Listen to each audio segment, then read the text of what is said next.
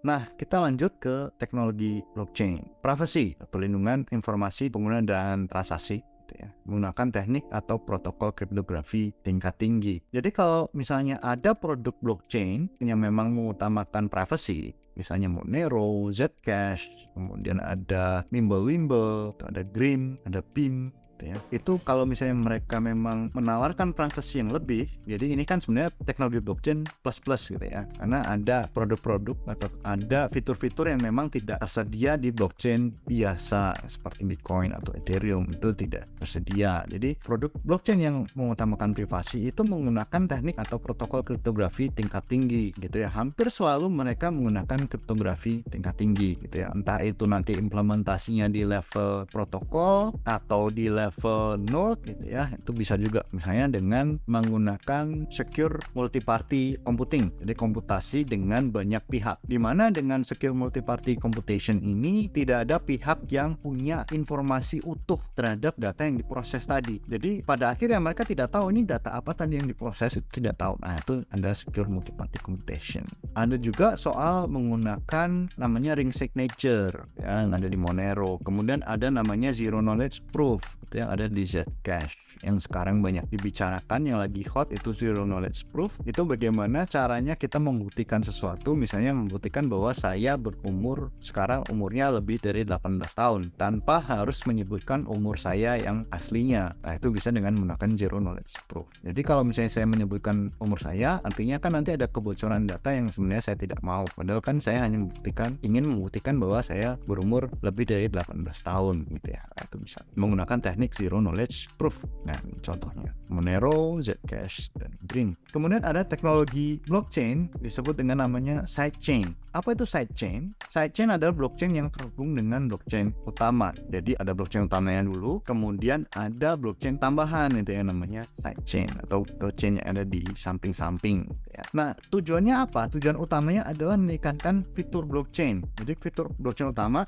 itu ada blockchain utamanya, tapi mereka tidak mau mengubah apapun yang ada di blockchain utama. Ya, ubah sedikit lah mungkin, tapi tidak mengubah secara drastis di dalam blockchain utama. Artinya mereka membuatlah sidechain gitu ya. Nah, misalnya ini sidechainnya ada fitur apa? Fitur privacy, fitur smart contract, itu bisa diimplementasi di sidechain. Tetapi karena sidechain ini sangat berbeda dari blockchain utama, kalau misalnya memang fitur-fitur ini akan diimplementasikan di blockchain utama, nanti akan banyak perubahan yang tidak diinginkan gitu ya. Mereka menggunakan sidechain. Nah, ini contohnya ada Liquid Network, itu LBTC. LBTC ini adalah sidechain dari Bitcoin. Jadi memang kurang populer gitu ya, karena LBTC ini menawarkan privacy yang lebih tinggi daripada sekedar Bitcoin biasa. Kemudian ada Ronin Network. Jadi Axie Infinity ini sebenarnya adalah token yang berjalan di atas Ethereum aslinya. Akan tetapi untuk kebutuhan transaksi mereka, transaksi internal, mereka menggunakan satu blockchain tambahan namanya Ronin Network. Nah, nanti token Axie Infinity itu nanti mereka bisa berpindah dari satu Ronin Network ke Ethereum dan sebaliknya. Jadi dari sidechain ke main chain biasanya ada sebuah bridge gitu ya, ada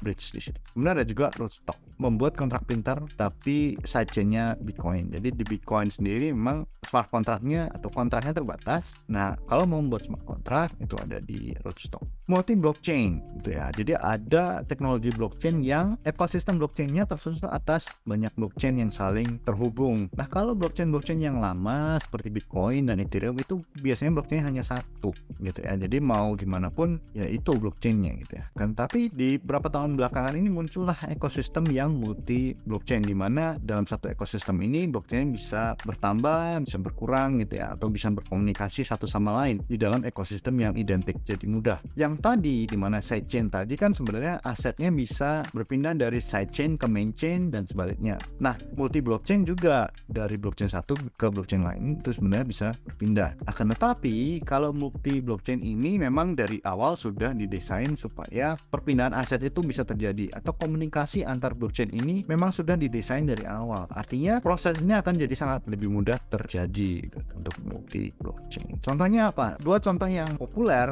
itu adalah Polkadot dan Cosmos. Polkadot dengan Dot, Cosmos dengan Atom. Nah, ini mereka bersaing promosi atau produknya mereka juga kompetisi sih gitu ya. Protokol-protokol yang mereka keluarkan mirip-mirip, tapi mereka merupakan protokol yang terpisah.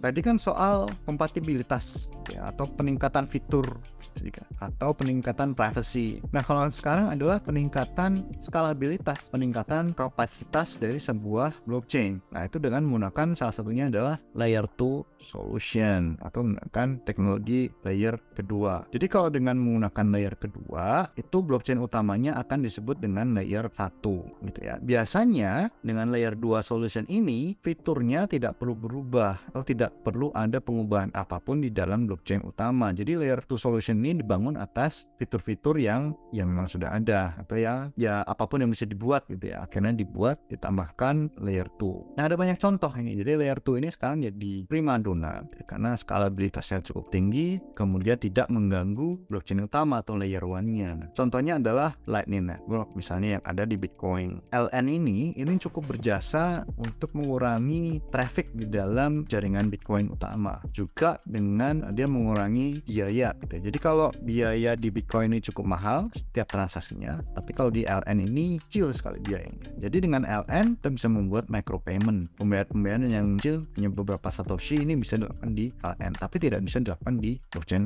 utama. Nah, Polygon ini juga kadang-kadang menganggap diri sebagai layer 2 solution gitu ya. Arbitrum dan Optimism dan Starkware, tiga terakhir ini adalah teknologi layer 2 yang terbaru gitu ya, dengan menggunakan metode roll up. Jadi kalau Arbitrum dan Optimism itu dengan menggunakan metode optimistic roll up ya. Tapi kalau yang Starkware itu menggunakan ZK roll up. Jadi konsep roll up atau teknologi roll up itu ada dua, optimistic roll up dan ZK roll up. Nah, kemudian ada juga cross chain technology. Tadi sudah ada side chain, kemudian sudah ada multi blockchain, kemudian ada cross chain teknologi. Ini sebenarnya kita bisa anggap cross chain teknologi ini sebagai induk dari semua komunikasi antar blockchain gitu ya. Jadi apakah itu side chain, apakah itu multi blockchain, itu sebenarnya menggunakan atau mengimplementasikan salah satu konsep dari cross chain teknologi gitu ya, atau itu adalah induk dari banyak tadi ya, side chain dan multi chain gitu ya. Intinya adalah dia pertukaran data antar blockchain berbeda secara fundamental. Ketika sebuah blockchain ini dibangun tanpa memikirkan bagaimana nanti dia berkomunikasi dengan blockchain yang lain, itu bisa dengan menggunakan cross-chain technology ya. Misalnya notarisasi itu ada antara Ethereum dan Ronin Chain, karena Ronin Chain kadang-kadang bisa disebut sebagai sidechain dari Ethereum, tapi itu juga bisa dianggap sebagai salah satu implementasi dari cross-chain technology karena dia menggunakan notarisasi gitu ya, atau pihak terpercaya atau trusted party di situ notarisasi. Kemudian bagaimana kita menghubungkan antara Bitcoin dan Ethereum? Itu ada namanya BTC Relay, itu menggunakan teknologi namanya bridge.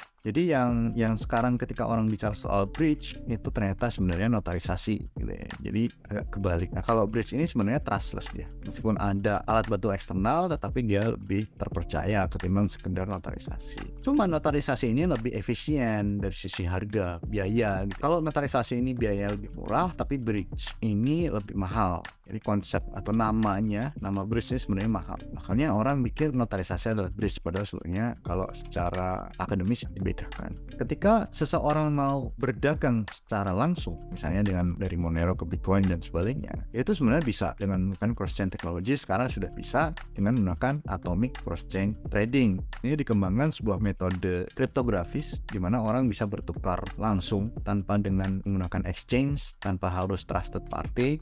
Itu antara Monero dengan Bitcoin sudah bisa dengan menggunakan cross-chain technology.